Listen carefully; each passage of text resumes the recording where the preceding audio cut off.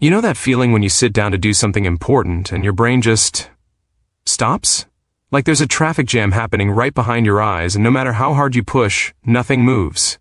You have a list of things to do, people counting on you, deadlines quietly creeping closer, and yet you're just sitting there staring at nothing, feeling completely frozen.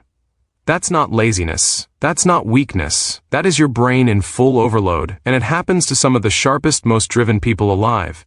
And here's the part nobody talks about. The longer you stay in that state, the worse it gets. Every hour you spend mentally spinning is an hour stolen from the life you actually want to be living. So let's talk about what's really going on, why it keeps happening, and most importantly, what you can do about it starting today. Mental overload doesn't announce itself with sirens. It sneaks up quietly. One day you're handling everything fine, and then suddenly you're forgetting things you never used to forget. You're snapping at people you love for no real reason. You're starting 5 things and finishing none of them. You lay down at night completely exhausted, but your mind won't stop.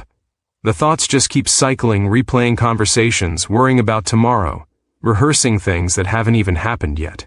Sound familiar? Research in cognitive neuroscience consistently shows that the human brain has a finite capacity for processing information before its performance begins to decline sharply. We're not built to run at maximum capacity non-stop. But somewhere along the way, being overwhelmed became a badge of honor. We started celebrating busyness like it was a virtue. And now millions of people are paying the price every single day with their health, their relationships, and their sense of self. Here's something important. If you've been struggling with mental overload, you're not broken, you're not failing. You're actually running a very capable mind in a system that was never designed to hold this much. And that is something you can change.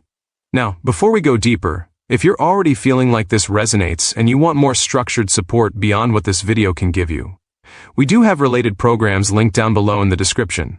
They're designed to help people who are serious about making real lasting changes. But I want to be honest with you. Not everyone is ready for that level of commitment. If you're just looking for a quick fix or something that requires no effort on your part, those programs honestly aren't for you. But if you're the kind of person who is genuinely done feeling this way and ready to do something real about it, they're worth looking at. Don't wait too long on that. Now let's get into the actual changes, because this is where things get genuinely powerful. The first thing you need to understand is that mental overload is almost never about having too much to do. It's about how your brain is processing what you're holding. Think of your mind like a browser with 60 tabs open. Most of those tabs aren't even doing anything. They're just running in the background, consuming memory, slowing everything else down. The fix isn't working faster. The fix is closing tabs. One of the most effective ways to do that is something called a brain dump. And I know that sounds almost too simple to work, but stick with me. At any moment, you're carrying around dozens of unresolved thoughts, unfinished tasks, and open mental loops. Every single one of those is draining cognitive energy, even when you're not actively thinking about them. Studies show that unfinished tasks occupy significantly more mental bandwidth than completed ones, a phenomenon known in psychology as the Zeigarnik effect. Your brain is wired to keep nagging you about incomplete things. So here's what you do. You take 10 minutes, just 10 minutes, and you write down every single thing that is living in your head, every task, every worry, everything you told yourself you'd remember. You get it out of your brain and onto paper. The moment you do that, something shifts. Your nervous system gets a signal that these things are being held somewhere safe, and it starts to release them. You will feel lighter almost immediately. Not metaphorically, physically lighter. Now here's where most people stop, and that's actually a mistake. Writing things down creates the relief, but the real transformation comes from what you do next, which is sorting. Not all thoughts deserve equal attention. Some things on that list genuinely need your focus today. Others can wait. Some were never your responsibility to begin with. When you start sorting instead of treating everything as equally urgent, your brain finally has a hierarchy to work with. And a brain with a clear hierarchy becomes dramatically more efficient. Neuroscience tells us that decision fatigue is one of the primary drivers of mental exhaustion. Every time you're forced to decide between equally weighted options, you burn through cognitive fuel. Successful executives, elite athletes, and high-performing professionals all use prioritization systems, not because they're more disciplined than you, but because they've learned that the brain needs structure to function at its best. This isn't theory. The data on this is overwhelming. Now let's talk about something that almost nobody addresses when they talk about mental overload, which is the role of physical tension. When your mind is overwhelmed, your body holds it. Your jaw tightens. Your shoulders creep up toward your ears. Your breathing gets shallow and fast. And here's the insidious part. That physical tension sends signals right back up to your brain, reinforcing the feeling of threat and urgency, which makes the mental overload worse. It becomes a feedback loop that just keeps amplifying itself. Breaking that loop physically is one of the fastest interventions available to you. Not meditation retreats or long therapeutic processes, just deliberate, slow, extended exhales. When you breathe out longer than you breathe in, your vagus nerve activates, your nervous system shifts from fight or flight toward rest and process mode. And your prefrontal cortex, the part responsible for clear thinking and decision-making, comes back online. People who discover this often describe it as someone suddenly turning the lights back on in a dark room. That's not poetic license. That's biology. Let's go even deeper, because here's where the real emotional weight lives. Mental overload doesn't just hurt your productivity. It damages your identity. When you've been operating in overwhelm for long enough, you start to internalize it. You start to believe that this is just who you are. That you're someone who can't keep up. That you're always behind.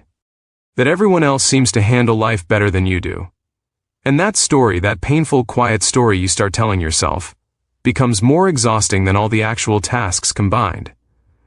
That internal narrative is costing you something you can never get back, which is time. Every day you spend in that fog is a day you're not fully present with the people you love. Every evening you spend mentally rehashing the day is an evening you're not resting, not recharging, not actually living. When you calculate what that costs across months and years, it becomes genuinely staggering. But here's the flip side. When you start making the changes we're talking about, even small ones, the recovery is faster than most people expect. People who implement even basic overload reduction strategies consistently report feeling meaningfully better within days, not months. Imagine waking up tomorrow, and your mind is actually quiet for the first 20 minutes of the morning. Imagine starting your work and moving through it with actual focus, instead of that constant background static. Imagine being present in a conversation without half your brain somewhere else entirely.